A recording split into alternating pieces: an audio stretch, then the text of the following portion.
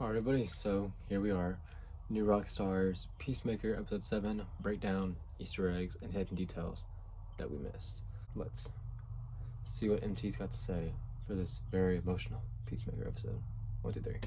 Welcome back to New Rockstars. It's me, MT, and this is a breakdown of Peacemaker Episode 7, Stop Dragging My Heart Around. So, let's just go ahead and dive into all those neat little Easter eggs and details that you missed from yet another banger of a Peacemaker episode by series showrunner James Gunn. And of course, the title of the episode, Stop Dragging My Heart Around, is of course a reference to the Stevie Nicks song, Stop Dragging My Heart Around, but with dragon in this case referring to this episode's formal debut of Augie Smith's White Dragon character, the famed DC racist supervillain. And right away at the start of the episode, we are greeted with the sounds of Motley Crue's Home Sweet Home, which is exactly how episode 6 ended, with Peacemaker playing his own piano rendition before being framed by the homie Adebayo with the words, "My heart is like an open book for the world to read," symbolically referring to Christopher's fake diary that was just released to the world. And these words lead us to this opening shot of young Chris and his brother Keith vibing out to albums like Theater of Pain by Motley Crue, Rock and Roll Over by Kiss, Afterburner by ZZ Top, and of course, Look What the Cat Dragged In from Poison that Peacemaker suggested be played in the task force truck in episode 5. And I also thought it was a really clever choice to let Vigilante's knocks on the door lead into the very beat of Peacemaker's theme song at the beginning of the episode. You okay in there? I didn't even notice that. And I also noticed that when White Dragon and the Tiki Torch Whites, that Peacemaker's dad, Augie, in addition to being a racist genius of an inventor, also is an experienced software coder, with the GPS inside of the helmets running on Augie Soft version 3.0. Well, I guess your dad's pretty brainy for a racist. And also, I'm kind of seeing a little theme going on with Economos' deadly animal-themed t-shirts throughout the course of this series. Because in this episode, Economos wears the t-shirt of a jellyfish, potentially one of the deadliest creatures in the world, depending on the species. Like a jellyfish can kill multiple people if it wants to, before of course gunning down all the White Dragon's Walmart warriors, much like he wore a wolf t-shirt when he used a chainsaw to release his own inner wolf and Charlie the Gorilla's inner organs. And when Harcourt confronts Adebayo for betraying a fellow soldier, "I'm not the one who just betrayed one of our own. It's okay to shoot an innocent man begging for his life, but this you have an issue with? He is a fellow soldier." This is also reflected later on in the episode when Goth Master General squishes the Mern butterfly, formerly known as Ik No Bilok, in cold green blood, really driving home the fact that this whole butterfly invasion is really just a sort of secret intergalactic war being fought in the shadows, a situation that Leota likens to the 1996 film Mars Attacks. I didn't know that I was gonna get caught up in Mars Attacks. But my God, was I not prepared for the emotionality that I was going to experience watching Mern's tiny little butterfly hand clutch Harcourt's finger as he slowly passed away.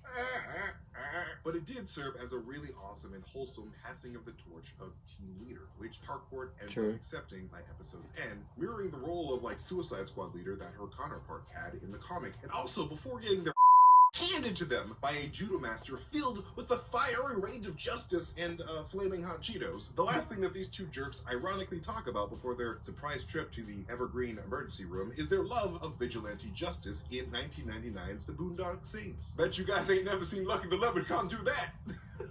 And hey, speaking of judo master, sure it's fun seeing this certified bat wear his superhero costume and eating flaming hot Cheetos every time he appears in an episode, basically. But I have a feeling that Judo Master does this intentionally, probably as a way to deter the butterflies that he was willingly working with from entering his body, because the butterflies probably don't like the volcano levels of hotness of flaming hot Cheetos, as ridiculous as that sounds. And since his suit does, in fact, keep his booty hole protected at all times, I think that his suit and these flaming hot Cheetos are Judo Master's way of protecting himself. There's a method to this master's martial madness. And I really enjoyed how the White Dragon comes into the scene by timing the ramming of the truck to the "Come on, come on, come on" from Wigwam's In My Dreams. But not as much as I loved the imagery of a bunch of dumb criminals chasing a raccoon around the woods, much like Yondu and the Ravagers did with Rocket Raccoon on Bearheart in James Gunn's Guardians of the Galaxy Volume 2. And then when Vigilante steals one of these racist rednecks' cars, the license plate can be read 14WRDS, or 14 words, which has been a rallying cry for all the crybaby racists of the world since 1995 by former American domestic terrorist white supremacist group the Order, but they're not around anymore because they suck. Needless to say, Economos did the world a favor, and Peacemaker really should save his face exercises for someone who deserves it. But before Augie dies, I really enjoyed how Chris calls his dad a mother.